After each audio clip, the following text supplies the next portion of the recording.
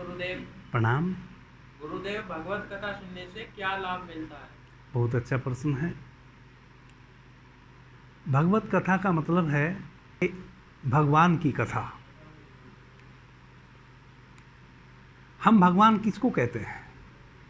जिस मनुष्य के भीतर भगवत्ता उतरी हो। भगवान का मतलब भगवत्ता से है।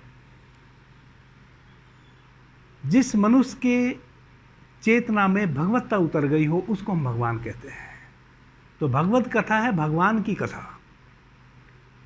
भगवान श्री राम भगवत्ता को उपलब्ध ही जन्म लिए थे। भगवान श्री कृष्ण भगवत्ता को उपलब्ध ही जन्म लिए थे।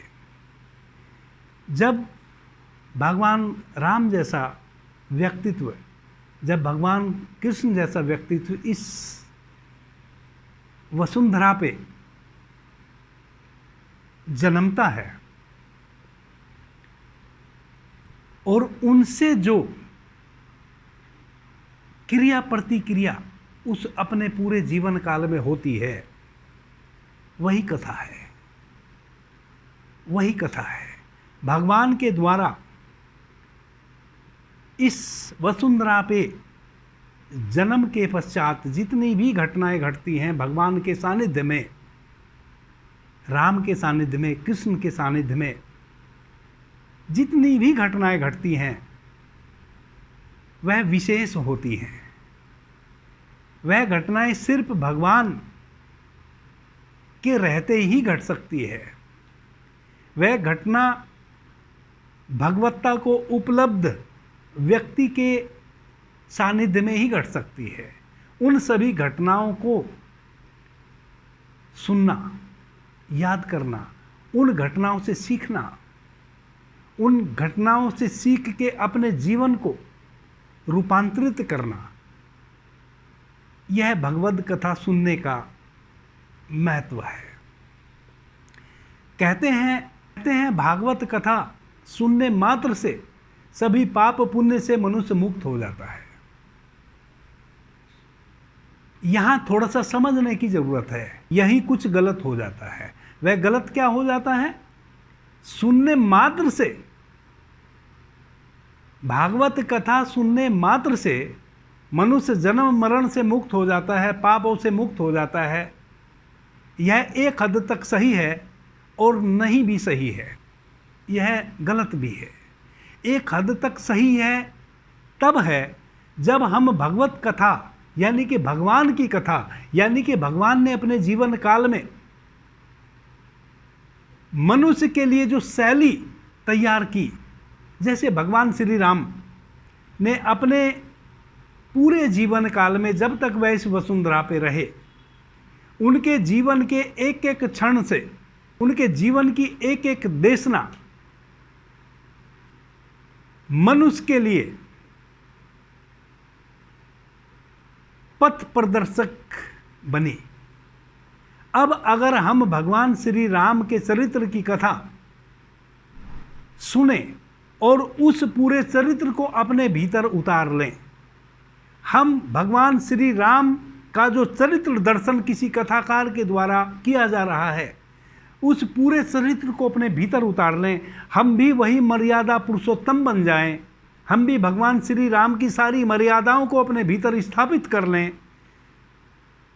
और तब उसको स्थापित करके अपना जीवन यापन करें, तो निश्चित रूप से हम सभी पापों से मुक्त हो जाएंगे।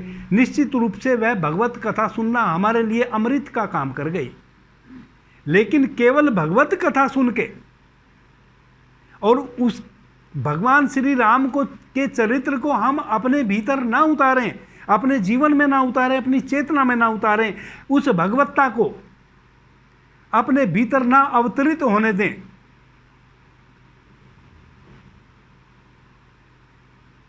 तो फिर आप भागवत कथा सुने, उसका ना कोई लाभ है ना हानि है। भागवत कथा का लाभ तो तभी है जब आप किसी के भी माध्यम से भागवत कथा सुन रहे हैं और उस जीवन चरित्र को अपने भीतर उतार रहे हैं और उसको आप सुनने के पश्चात जीना शुरू कर दिए हैं। तब आपका जीवन सफल हो जाएगा। लेकिन केवल आप कानों में सुन के अपने घर आ गए हैं तो आपको उसका कोई लाभ नहीं मिला।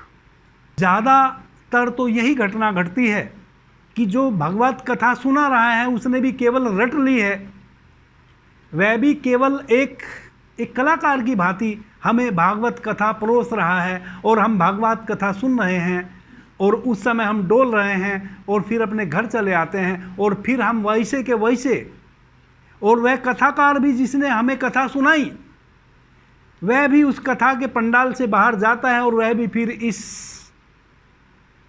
सामाजिक ताने बाने की जो व्यवस्था है उसमें लिप्त हो जाता है। वह भी वैसे ही रिएक्ट करता है जैसे सामान्य लोग रिएक्ट करते हैं, उसमें भी कोई खास तब्दीली आपको देखने को नहीं मिलेगी। न सुनाने वाला भगवान श्री राम के चरित्र को जी रहा है और न सुनने वाले भगवान श्री राम के चरित्र को जी रहे हैं। उस भगवत कथा का सुनना और नहीं सुनना कोई मूल्य नहीं रखता। मूल्य रखता है जब आप उस कथा को अपने भीतर उतारें। हम भगवान श्री राम के वंशज भी अपने आप को तभी कहलाएंगे जब हम भगवान श्री राम के बनाए हुए पथ पे स्वयं को लेके चलें।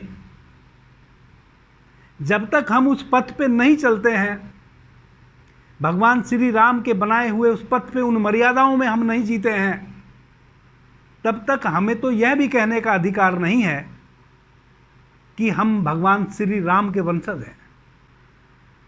और अगर आपको उस भगवत्ता को,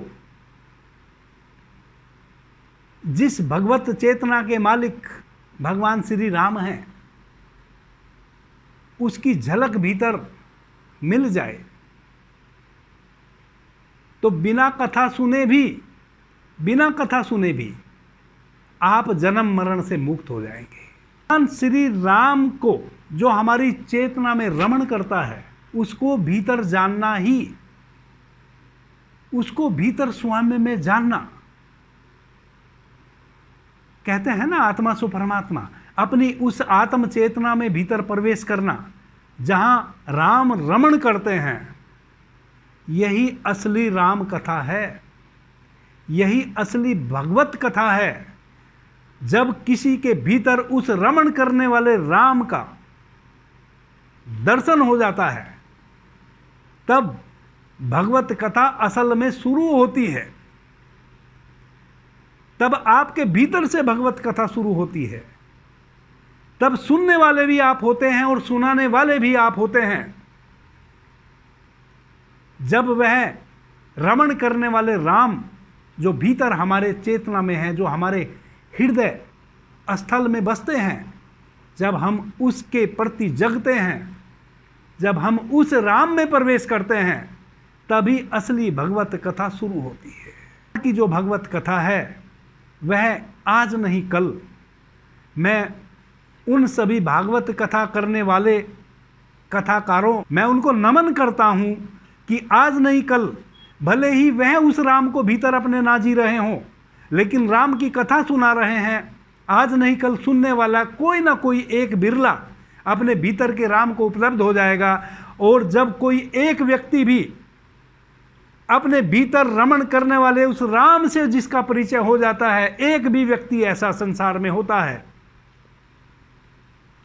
करोड़ों लोग नेगेटिविटी से भरे हुए हों और एक ऐसी चेतना का मालिक जो किसी कथाकार के द्वारा कथा सुनाई और अपने भीतर प्रवेश कर गया, उस रमण करने वाले राम को भीतर पा गया, एक भी ऐसा व्यक्ति हजारों लाखों करोड़ों नेगेटिव लोगों पे भारी होता है। वही एक व्यक्ति इस पृथ्वी, इस प्रकृति, इस अस्तित्व में संतुलन पैदा कर देता है। भगवत कथा सुनने का फायदा है, लाभ है। वह लाभ यह है कि आज नहीं कल आपको अपने भीतर उस रमण करने वाले राम का ख्याल आ जाए, आप अपने उस भीतर के राम से जुड़ जाएं, कभी ना कभी आपकी आंखें भीतर पलट जाएं और आप अपने उस राम में प्रवेश कर जाएं। यह कथा सुनने से कभी भी घट सकता है। इसलिए मैं उन सब कथाकारों को भी नमन करता हूं जो इतना सारा ज्ञान इकट्ठा करके और देश दुनिया में घूम घूम के भगवान श्री राम की कथा सुना रहे हैं, और कोई ना कोई तो सुन के लाभान्वित होता ही होगा। कोई एक तो हजारों में अपने भीतर के उस राम को पा ही लेता होगा। इसलिए मैं जिस किसी एक ने भी कभी उस राम को अपने भीतर पाया है उसको भी नमन करता हूँ, और उन कथा सुनाने वालों को भी नमन करता हूँ।